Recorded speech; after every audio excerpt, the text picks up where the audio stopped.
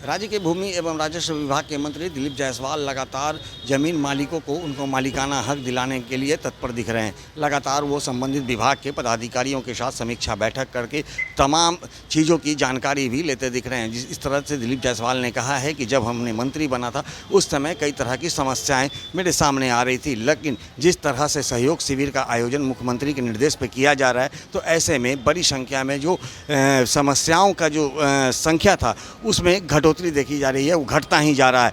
जिस समय वो मुख्यमंत्री बने थे उस समय 400 की संख्या में समस्याएं आया करती थी, लेकिन अब वो घट करके 30 से 40 तक सिमट गई है। खैर ये तो अलग बात है, लेकिन इसके साथ ही अब जो भी समस्याएं हैं उसका निपटारा कैसे किया जाए, लोगों की समस्याओं को दूर किया कैसे किया जाए, इसको लेकर के कल यानी कि 6 अगस्त को एक बड़ी बैठक उन्होंने बुलाई है, जिसमें कि राज्य के 537 सीओ और 101 डीसीएलआर के साथ एडीएम भी इस बैठक में शामिल होंगे और तमाम चीज़ों की जानकारी लेने के साथ ही वो इन समस्याओं का जल्द से जल्द निपटारा करने का बात कहा है। इस तमाम मुद्दों को लेकर क्या कुछ कहते नजर आ रहे हैं दिलीप जायसवाल, पहले वो सुनिए। जो है धीरे धीरे मामला कम होता जा रहा है।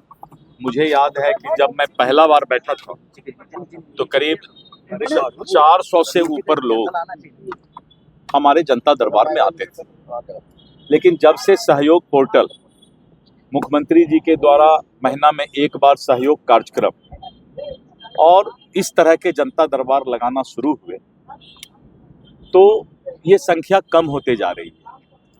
आज मुश्किल से 30-40 लोग आए और ये संख्या धीरे धीरे कम हो रही है।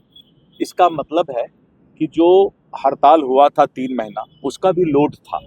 जब मैं मंत्री बना था तो उस समय चूंकि 3 महीना से राजस्व कर्मचारी और सीओ का हड़ताल था तो उसको लेकर के भी संख्या ज़्यादा थी, लेकिन अब धीरे धीरे ये संख्या कम हो रही है। और कल 6 अगस्त को हम 537 सीओ और 101 डीसीएलआर 38 एडीएम के साथ एक फिर से समीक्षा बैठक कर रहे हैं और उस समीक्षा बैठक में अब क्या क्या चीज़ और सुधार करने की आवश्यकता है। तो लगातार चूंकि सुधार का कार्यक्रम चल रहा है तो वाजिब है कि जो शिकायत की संख्या है वो धीरे धीरे कम हो रही है। आपका कहना उचित है।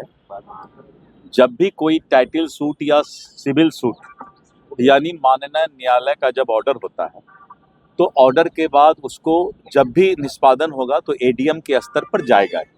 इसीलिए सीओ जब भी करेंगे तो अपनी अनुशंसा माननीय न्यायालय के आदेश के आलोक में एडीएम के पास भेजेंगे। लेकिन बहुत सारे ऐसे मामले हैं जो और इस तरह के पास आए हुए हैं लेकिन सीओ नहीं कर रहे हैं। इस तरह के मामले जो भी हैं उनका ही कल 6 तारीख को हम लोग इस तरह के मामले का समीक्षा कर रहे हैं और प्रत्येक जिला का हमने संख्या भी पता कर लिया है कि कितना कितना संख्या किस जिला में लंबित है और उसके निष्पादन का एक तिथि भी तय कर रहे हैं। और मुख्य जो हमारा है कि 15 अगस्त को 30,000 भूमिहीन को हम बासगित पर्चा देने जा रहे हैं।